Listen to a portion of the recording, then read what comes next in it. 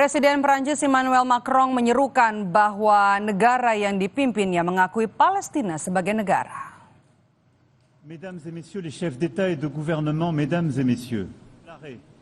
Hal tersebut disampaikan Macron saat berpidato dalam konferensi tingkat tinggi KTT tentang Palestina di markas PBB di New York, Amerika Serikat. Macron menyatakan waktunya perdamaian telah tiba dan menegaskan tidak ada yang membenarkan perang yang masih berlangsung di Gaza. Pengumuman ini menandai langkah penting Eropa dalam mendukung solusi dua negara untuk Israel dan Palestina. Macron juga mengonfirmasi bahwa Belgia, Luxembourg, Malta, Andorra, dan juga San Marino akan mengikuti langkah serupa. Dalam forum ini, Macron merupakan co-host KTT dua negara atau Two-State Solution untuk solusi Israel-Palestina.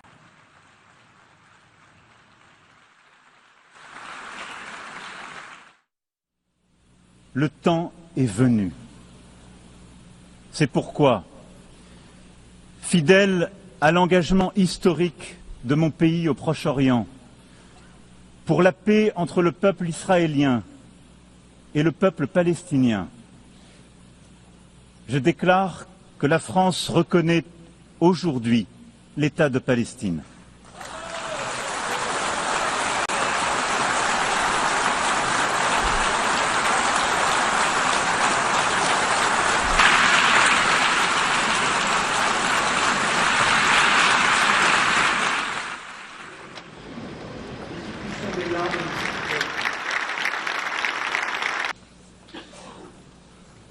Presiden Prabowo Subianto yang hadir terlihat berdiri dan juga memberikan tepuk tangan atau standing ovation saat Presiden Prancis Emmanuel Macron menyampaikan pidatonya menyerukan negara yang dipimpinnya mengakui Palestina sebagai negara.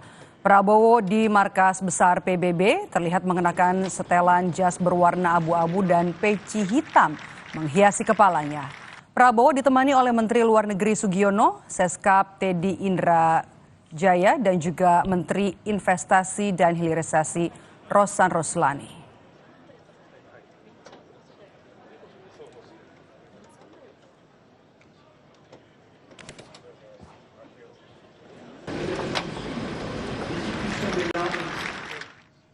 Dan saudara, Presiden Prabowo Subianto juga menjadi salah satu pemimpin negara yang berpidato di konferensi tingkat tinggi PBB untuk penyelesaian damai masalah Palestina. Prabowo kembali menegaskan dukungan Indonesia untuk Palestina.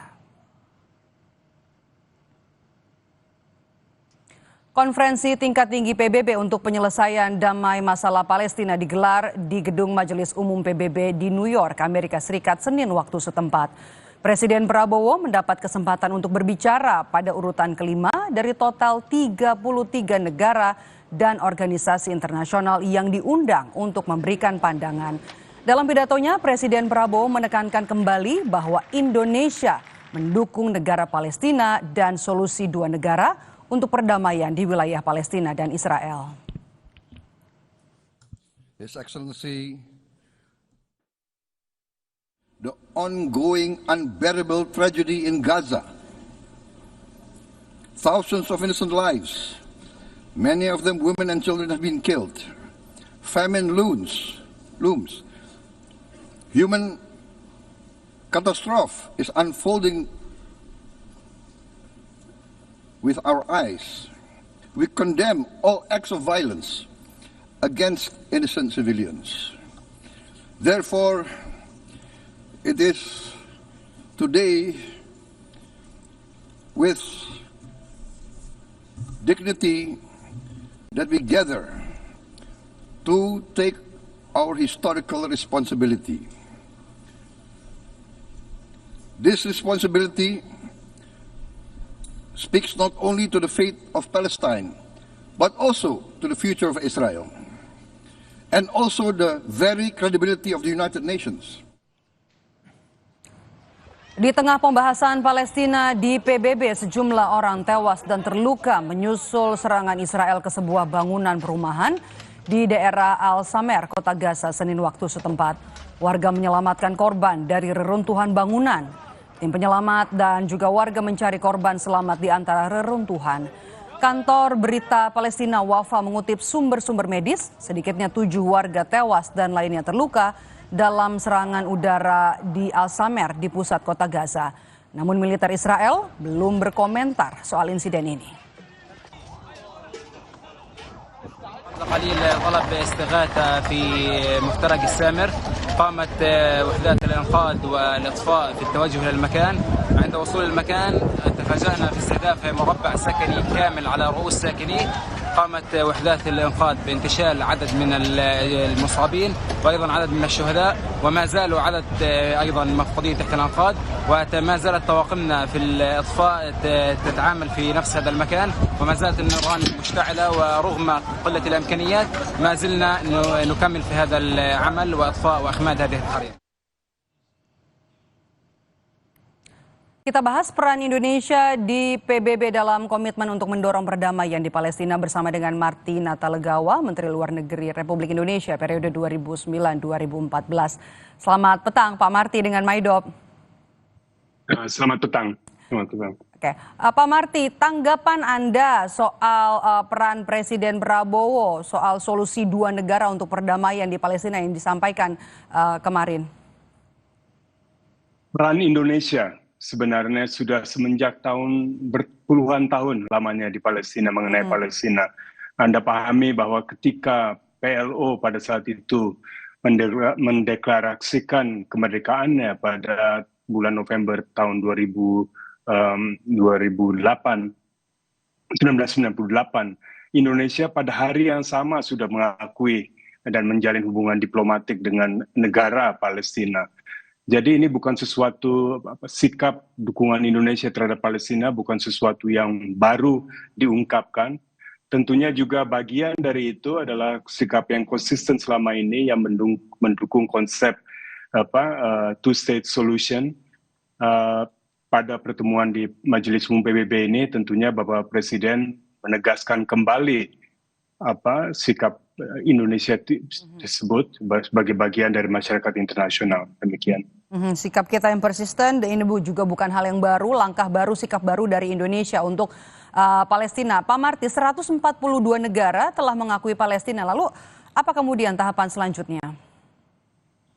Mungkin kami tadi perlu menambahkan, meskipun betul selama berpuluhan tahun kita mendukung Palestina, mendukung juga konsep two-state solution, konteksnya pada saat ini sangat berbeda. Dalam arti kata kita sedang melihat hari demi hari tindakan dari Israel yang sangat tidak dapat diterima oleh masyarakat internasional. Jadi mungkin senafas dengan penegasan kita terhadap konsep two-state solution, siogianya juga ditekankan bahwa tidak akan ada impunitas pelanggaran hukum internasional, pelanggaran hukum kemanusiaan internasional yang saat ini sedang terjadi hari demi hari oleh Israel, harus dipertanggungjawabkan oleh pemimpin-pemimpin negara entitas tersebut.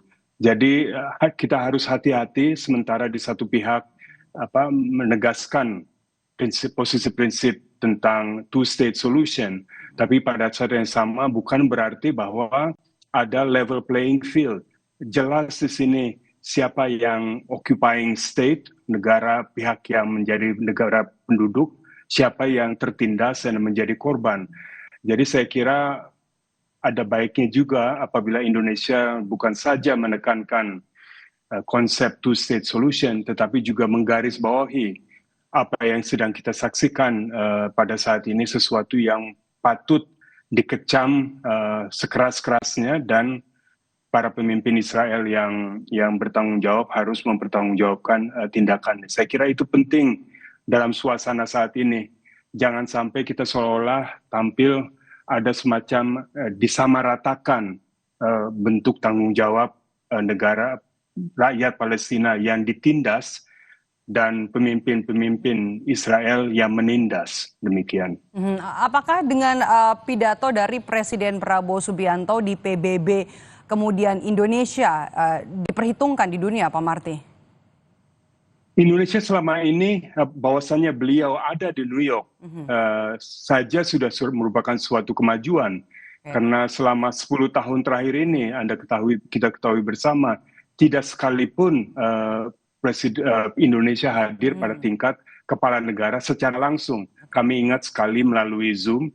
Jadi bahwasannya beliau udah present, hadir dalam di PBB merupakan satu kemajuan yang positif dan baik sekali. Tentunya tapi being present berada di sana adalah satu masalah, satu capaian, tapi harus menyuarakan pandangan-pandangan yang nyata, yang konkret, bagaimana kita bisa memajukan cita-cita yang kita harapkan berkaitan dengan Palestina ini.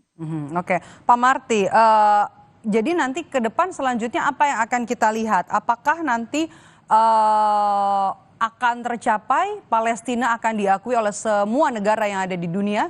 Dari hal yang kita mulai dari PBB hari ini? Ya, kita melihat memang dalam beberapa waktu terakhir ini ada momentum baru ke arah pengakuan negara Palestina, khususnya oleh negara-negara yang selama ini menganggap dirinya sebagai sekutu Israel. Ada Australia, ada Inggris dan lain-lain. Jadi momentum baru sedang terbentuk, perlu dipelihara dan dipertahankan. Namun sekali lagi ini adalah, meskipun itu patut disambut dengan baik, namun kita sedang menyaksikan adanya sikap satu entitas Israel yang betul-betul melawan masyarakat internasional. Karena Israel saat ini sudah terkucilkan, sikapnya tidak bisa dipertanggungjawab, mereka harus mempertanggungjawabkan sikapnya. Pemimpin-pemimpin Israel, saya menggunakan istilah itu, harus mempertanggungjawabkan sikapnya, dan kedepannya diplomasi harus dikedepankan, karena ini pertemuan 1 minggu ke depan adalah hanya awal dari yang dinamakan sesi Majelis Umum PBB yang tahunan sifatnya, dan mudah-mudahan diplomasi Indonesia bisa bekerja dengan efektif dan efisien untuk menindaklanjuti harapan-harapan kita semua, insya Allah. Ya. Oke, Anda melihat apa yang disampaikan oleh Presiden Prabowo Subianto, garis-garis besarnya ya Pak Marty, dalam two-state solution dan juga yang disampaikan nanti dalam sidang umum PBB, ini bakalan sama atau secara garis besar ada perbedaan begitu? Saya kira kalau yang dalam sesi yang kemarin kan sifatnya khusus terfokus pada masalah Palestina, sedangkan general debate yang akan pidato yang akan disampaikan nanti malam waktu Indonesia sifatnya lebih umum mengenai semua masalah internasional. Dan harapan kami tentunya, harapan kita semua mungkin adalah Indonesia kembali tampil di forum internasional, bukan saja menyampaikan pidato yang baik, tapi tidak kalah penting menindaklanjuti peranan-peranan Indonesia yang selama ini sangat-sangat aktif di forum multilateral. Karena kalau Anda melihat, kita melihat hampir semua perkembangan penting dari peranan PBB, selalu ada footprint atau peranan dari Indonesia di dalamnya. Dan saya kira Bapak Presiden Prabowo ada kesempatan untuk mengembalikan peranan Indonesia yang seperti itu.